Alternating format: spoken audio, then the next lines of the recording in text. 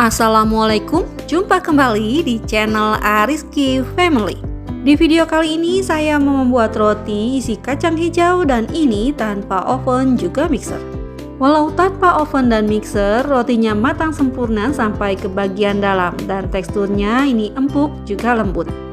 Dan roti ini semakin enak ditambah dengan isian kacang hijaunya yang manis, gurih, dan juga legit. Jika penasaran dengan resep dan cara buatnya, yuk kita buat sama-sama. Untuk semua yang sudah mengklik, menonton, dan mensubscribe channel Ariski Family ini, saya ucapkan terima kasih. Semoga rezekinya dilancarkan, diberikan keberkahan, dan disehatkan selalu. Untuk di awal kita buat isiannya yaitu kacang hijau sebanyak 150 gram, rebus hingga lunak. Kemudian ini akan saya haluskan kembali dan masukkan ke dalam blender. Kemudian tambahkan santan sebanyak 150 ml. Selanjutnya haluskan kacang hijaunya sampai tekstur yang diinginkan. Dan setelah halus bisa kita masukkan ke dalam wajan. Kemudian tambahkan gula pasir sebanyak 100 gram, garam setengah sendok teh. Kemudian agar warnanya lebih cerah dan wangi, ini akan saya tambahkan pasta pandan sekitar setengah sendok teh. Selanjutnya aduk-aduk semua bahan ini hingga tercampur rata. Setelah tercampur rata, kita masak kacang hijaunya menggunakan api sedang dan ini harus terus diaduk agar tidak gosong bagian bawahnya. Akan saya masak kacang hijaunya hingga mengental dan menjadi kalis seperti ini. Nah, ini sudah kalis, sudah tidak menempel di wajan, ini sudah cukup, bisa kita matikan kompornya dan dinginkan. Langkah selanjutnya kita buat rotinya dan saya pakai tepung terigu protein tinggi 200 gram, gula pasir 25 gram, ragi instan 1 sendok teh.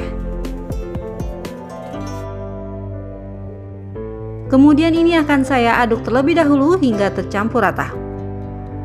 Selanjutnya saya masukkan 1 butir telur ayam dan juga susu cair 80 ml. Selanjutnya semua bahan ini bisa kita aduk hingga tercampur rata dan setengah kalis. Jika sudah susah mengaduknya dengan spatula, ini bisa kita ganti menggunakan tangan. Pastikan tangan kita sudah dicuci bersih. Setelah adonannya seperti ini sudah setengah kalis, bisa kita masukkan bahan lainnya yaitu garam sepertiga sendok teh. Kemudian masukkan juga margarin 20 gram. Dan ini kita uleni lagi hingga kalis dan permukaannya menjadi halus.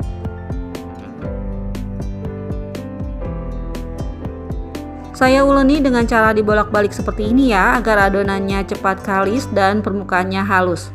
Adonannya memang sedikit lembek, jadi ini bisa kita banting-banting seperti ini agar tidak mudah menempel di tangan. Setelah 5-7 menit diuleni adonannya seperti ini, sekarang akan saya istirahatkan terlebih dahulu 3 menitan agar adonannya lebih rileks. Nah, ini setelah 3 menit diistirahatkan agar tidak menempel di tangan, sebaiknya kita olesi tangan kita menggunakan minyak seperti ini.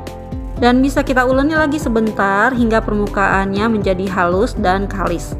Nah, bisa dilihat ya, setelah diistirahatkan selama 3 menitan, ini adonannya lebih mudah untuk kita uleni dan lebih cepat kalisnya.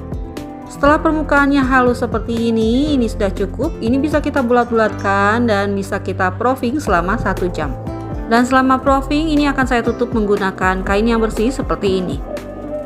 Setelah di-proofing atau diistirahatkan selama 1 jam, adonannya sudah mengembang 2 kali lipat dan ini akan saya kempiskan. Setelah dikempiskan, ini akan saya bulat-bulatkan terlebih dahulu hingga permukaannya halus, kemudian akan saya bagi menjadi 10 bagian sama rata. Nah, ini setelah dibagi 10, berat per adonannya sekitar 36-37 gram ya. Setelah dibagi sama rata, ini akan saya bulat-bulatkan lagi adonannya agar permukaannya halus. Kita bulat-bulatkannya seperti ini saja terlebih dahulu hingga semuanya habis. Nah, setelah selesai dibulatkan, tutupi adonannya agar tidak kering. Kemudian ambil satu adonan yang pertama kali kita bulatkan tadi. Selanjutnya kita pipihkan adonannya, tapi jangan terlalu kuat untuk menekannya. Dan setelah dipipihkan seperti ini, kita balik adonannya agar permukaan yang mulus berada di bawah. Kemudian kita tekan-tekan atau lebar-lebarkan lagi bagian pinggirannya seperti ini.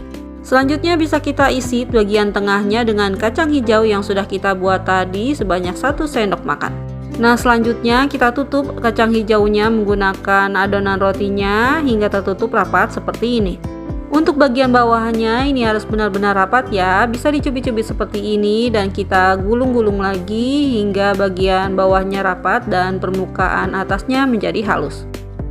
Nah, ini hasilnya jadinya mulus seperti ini, lakukan lagi hingga selesai ya. Nah, setelah selesai semua dibentuk dan diisi dengan kacang hijau jadinya seperti ini. Sekarang akan saya istirahatkan kembali selama 30 menit. Nah, ini setelah 30 menit adonannya sudah mengembang seperti ini. Sekarang siap untuk kita panggang. Untuk memanggangnya saya pakai teflon seperti ini dan bagian bawahnya saya alasi dengan seng agar tidak cepat gosong. Kemudian panaskan teflon menggunakan api kecil. Setelah teflonnya panas, bisa kita masukkan rotinya ke dalam teflon. Masukkan sesuai urutan yang pertama kali kita buat ya. Dan beri jarak agar rotinya nanti tidak menempel. Dan ini harus kita tutupi ya teflonnya agar nanti rotinya matang merata. Selanjutnya kita panggang rotinya 5-7 menitan. Nah, ini setelah 5 menit, ini akan saya cek bagian bawahnya. Jika bagian bawahnya sudah berwarna kecoklatan, bisa kita balik.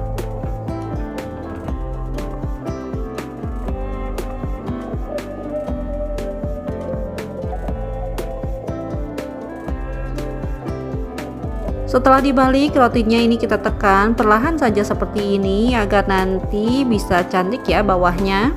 Selanjutnya tutup lagi teflonnya dan panggang lagi 5-7 menitan.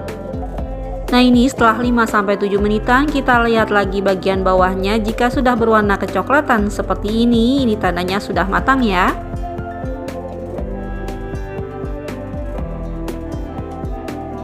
Dan setelah rotinya matang seperti ini bisa kita angkat dan dinginkan. Kemudian bisa kita panggang lagi sisa adonan rotinya. Nah, ini dia roti teflon isi kacang hijaunya yang sudah jadi. Hasilnya cantik banget ya, seperti ini.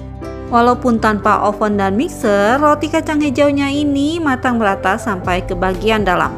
Alhamdulillah, selesai sudah video saya kali ini. Semoga video ini bermanfaat. Terima kasih sudah menonton. Jika suka tolong like dan share-nya. Dan wassalamualaikum warahmatullahi wabarakatuh. Selamat mencoba ya.